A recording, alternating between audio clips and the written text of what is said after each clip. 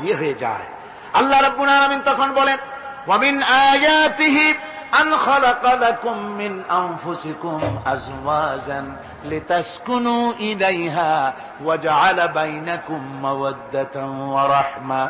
আল্লাহ পাক বলেন, আমার নিদর্শনের ভিতরে এটিও একটি নিদর্শন যে আমি তোমাদের থেকে তোমাদের জোড়া তৈরি করেছি, তোমাদের স্ত্রীদেরকে তৈরি করেছি, তোমাদের সাথে তোমাদের স্ত্রীর ভালোবাসা সৃষ্টি করেছি, মহব্বত সৃষ্টি করেছি। এই মহব্বত আমি আল্লাহ তৈরি করেছি।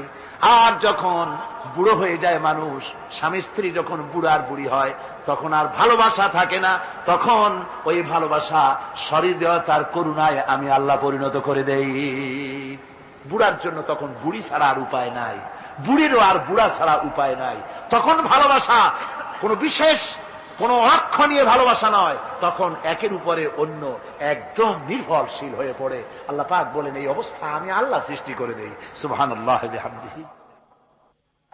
স্ত্রীকে রাসূলুল্লাহ কত ভালোবাসতেন। আল্লাহর নবী বলেছেন, আমার কাছে তিনটা জিনিস প্রিয়, একটা হচ্ছে সুগন্ধি, একটা হচ্ছে নামাজ, আর একটা হচ্ছে স্ত্রী। সুবহানাল্লাহ। স্ত্রী আমার কাছে প্রিয়। হুজুর বলেছেন, তোমাদের মধ্যে সেই ব্যক্তি উত্তম যে ব্যক্তি তার স্ত্রীর কাছে উত্তম। আমি আমার স্ত্রীদের কাছে উত্তম ব্যক্তি। সুবহানাল্লাহ। রাসূলুল্লাহ স্ত্রীকে কত ভালোবাসতেন। বিশ্বনবী রাজনৈতিক কর্মকাণ্ড চালাচ্ছেন, যুদ্ধের দামামা বাজতেছে, চতুর্দিকে কত অশান্তি, সবকিছু চলছে, স্ত্রীর হক আদায় করতে ভুলে যাননি। রাতের বেলায় হযরত আয়েশার বয়স কম,